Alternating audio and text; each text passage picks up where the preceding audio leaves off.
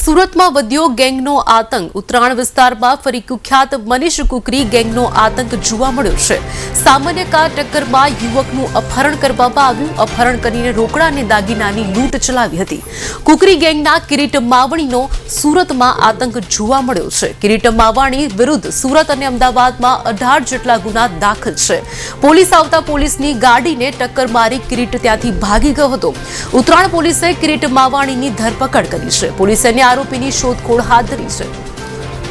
તારીખ 12/1ના રોજ સાંજના રાત્રિના 10-1 વાગ્યાની આસપાસ ફરિયાદી પિયુષ દિનેશભાઈ માવાણી જે પોતાની હેરિયર કાર લઈને આવતા હતા અને એ સમય દરમિયાન આરોપી કિરીટ માવાણી અને એના અન્ય મિત્રો સાથે મળીને સ્કોડા કારમાં હતા। તો પાછળથી ગાડી અડી જવાથી આ આરોપી કિરીટ માવાણી કે ભાઈ મારી ગાડીને નુકસાન થયું છે, તમારે ખર્ચો આપવો પડશે એમ કરીને ફરિયાદીની હેરિયર ગાડીમાં કિરીટ માવાણી અને અન્ય 3 ઈસમો બેસી ગયેલા અને ફરિયાદીને કીધું કે તારે જો સમાધાન કરવું હોય તો મને 2 લાખ રૂપિયા આપવા પડશે, ખર્ચો મારે વધારે છે એમ કરીને એની ગાડીમાં બેસીને એને ગાડી